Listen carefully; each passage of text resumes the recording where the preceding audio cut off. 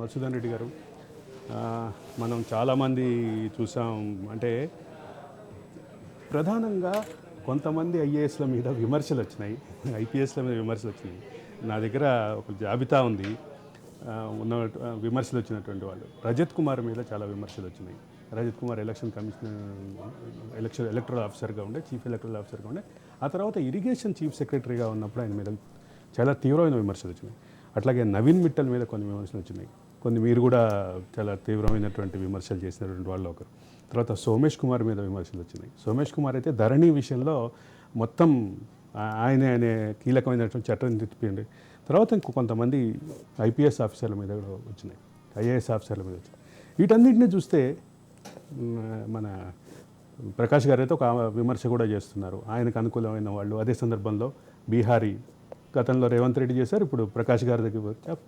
ఈ మాట బాగా జనంలోకి బలంగా వెళ్ళిందంటారు. దీని మీద అసలు వాస్తవాలు ఏంటి, మీరు చూసినటువంటి పరిస్థితి ఏంటి? అంటే ముఖ్యంగా మనము ఒక పరిస్థితిని తెలుసుకోవాలంటే ముందు ఈ వ్యవస్థ ఎట్లా ఉండాలని తెలుసుకుంటే ఇట్లా ఎందుకు లేదని తెలుసుకోవడం సులభమవుతుంది. ఆల్ ఇండియా సర్వీసెస్ అనే వాటికి చాలా ఘనమైనటువంటి చరిత్ర ఉంది.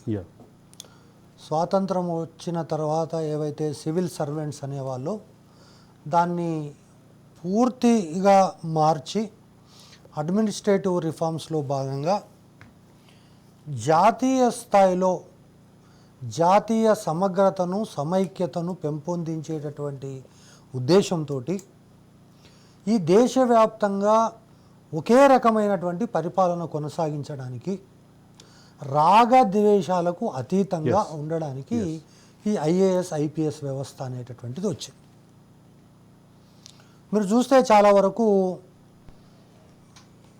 ఓన్ క్యాడర్లో, అంటే ఓన్ స్టేట్లో చాలా టాప్ ర్యాంకర్కి ఓన్ స్టేజ్లో ఆప్షన్స్లో వాళ్ళు ఇచ్చే ఆప్షన్స్లో చాలామందికి 90% of the IAS officer will be posted to some other states which they not belongs to non home state అంటారు, నాన్ హోమ్ స్టేట్స్. తర్వాత ఈ ఐఏఎస్ వ్యవస్థ ఐపీఎస్ వ్యవస్థ అనేటటువంటిది జనరల్గా ప్రభుత్వం ఏదొచ్చినా ఆ యొక్క ప్రభుత్వం యొక్క విధానాలను తూచా తప్పకుండా అమలు పరచాల్సినటువంటి బాధ్యత వీళ్ళది. అంటే నేను నిన్నటి వరకు ఒక ప్రభుత్వం ఉంది కాబట్టి నేను ఆ ప్రభుత్వం ధరని పెట్టింది కాబట్టి అదే ధరని నేను కొనసాగిస్తా, మీ ప్రభుత్వం వస్తుంది పోతుంది మేము పర్మనెంట్ అనడానికి లేదు. సో గవర్నమెంట్ మారినప్పుడల్లా లేదా ప్రభుత్వం మారినప్పుడల్లా ప్రభుత్వ విధానాలను అమలు పరిచేటటువంటి బాధ్యత వీళ్ళది. నేను ఇందాక ఇంట్రొడక్షన్లోనే చెప్పాను, విధానపరమైన నిర్ణయాలు తీసుకునే స్థాయిలో ఈ ఐఏఎస్ లాబీ పనిచేసింది అనేది ప్రధానమైన విమర్శ. అక్కడికి వస్తాను నేను. అయితే ఈ విధాన నిర్ణయాలు తీసుకునేటటువంటి క్రమం లోపల వీళ్ళను పెట్టుకున్నది ఎందుకంటే ఐఏఎస్ ఆఫీసర్ అనేటటువంటి వాని యొక్క ఎడ్యుకేషనల్ క్వాలిఫికేషన్స్ కావచ్చు, వాడు ఆల్ ఇండియా పరీక్ష రాసి సెలెక్ట్ అయినటువంటి విధానం కావచ్చు, వానికి ఇచ్చేటటువంటి రిగరస్ ట్రైనింగ్ కావచ్చు, ఇవన్నీ కాకుండా దాదాపు ఒక 5-6 సంవత్సరాల కింద ఈ ఐఏఎస్ ఐపీఎస్లలో కూడా ఈ యొక్క మోరల్ వాల్యూస్ ఉండటం లేదు. కాబట్టి నైతిక విలువలకు సంబంధించిన అంశాలను కూడా ఆ సిలబస్లో చేరి ఈ యొక్క ఐఏఎస్ పరీక్ష అనేటటువంటి జరుగుతున్నది. ఆ సందర్భంలో ఆయన ఏం చెప్తాడంటే నైతిక విలువలు పాటించడా తర్వాత విషయం, కానీ ఏది నైతికత ఏది నైతికత కాదు ఒక క్లారిటీ అనేది ఆయనకు ఉండాలి. అదే కాకుండా ఇంకొక అంశం చెప్తాడు అందులో. ఫర్ ఎగ్జాంపుల్ నేను నైతికంగా 1% కూడా కాంప్రమైజ్ కాను, కానీ నా యొక్క సమర్థత విషయంలో నేను మీకంటే చాలా తక్కువ సమర్థత నాకుంది, మీరు మాకంటే చాలా ఎక్కువ సమర్థులు, కానీ నైతిక విషయంలో మీరు ఒక 10% కాంప్రమైజ్ అవుతారు అనేటటువంటిది ఉందనుకోండి, అప్పుడు నన్ను సెలెక్ట్ చేయాలని చెప్తాడు. అంటే ఇంటర్వ్యూలో కానీ ఇంకో ఎలక్షన్ ప్రాసెస్లో. అయితే ఈ యొక్క ఐఏఎస్ వ్యవస్థ అన్ని వ్యవస్థల లాగానే దాంట్లో కూడా కొన్ని ఏమంటారు అవలక్షణాలు చోటు చేసుకోవడం అనుకోండి, లేదు ప్రొఫెషనల్ రైవలరీ అనుకోండి, తర్వాత ఫోకల్ నాన్ ఫోకల్ అనేటటువంటి ప్రధానమైనటువంటి అంశం. ఫోకల్ అంటే యా డబ్బులు సంపాదించేటటువంటి పోస్టులను ఫోకల్ అంటారు, అంటే ప్రజలకు అర్థం కావాలి కాబట్టి. లేదా ఆల్ ఇన్ పవర్ఫుల్ అనేటటువంటి దాన్ని ఫోకల్ అంటారు. నాన్ ఫోకల్ అంటే స్టేట్ ఆర్కీవ్స్. నేను మొన్న రంగారెడ్డి డిస్ట్రిక్ట్ కలెక్టర్ని తీసుకుపోయి స్టేట్ ఆర్కీవ్స్లో వేశారు. అట్లేం లేదు, అంటే సైబరాబాద్ కమిషనర్ని కూడా తీసుకుపోయి ఐజీ హోమ్ గార్డ్స్ చేశారు.